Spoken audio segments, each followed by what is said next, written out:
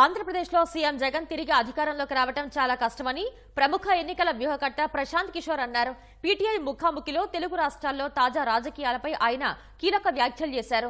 ఈసారి ఏపీలో వైకాపా అధికారంలోకి రావడం కష్టమని అంచనా వేశారు. 2019 ఎన్నికల్లో వైకాపా తరపున ఎన్నికల వ్యూహకర్తగా పనిచేసిన పీకే ఛత్తీస్గఢ్ మాజీ సీఎం భూపేష్ బఘేల్తో జగన్ను పోల్చారు.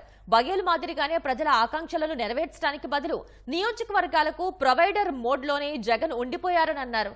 ఒకప్పటి చక్రవర్తుల మాదిరిగా తాయిలాలతో సరిపెట్టడం తప్ప ప్రజలకు ఏమీ చేయలేదన్నారు. జగన్ ప్రజల ఖాతాల్లోకి నగదు బదిలీ చేసినప్పటికీ ఉద్యోగాలు కల్పించడం, రాష్ట్రాభివృద్ధికి ఊతమిచ్చేందుకు ఏమీ చేయలేదన్నారు. హైదరాబాద్ లో ఇటీవల నిర్వహించిన ఓ సదస్సులోనూ జగన్ ఓటమి ఖాయమని ప్రశాంత్ కిషోర్ చెప్పారు.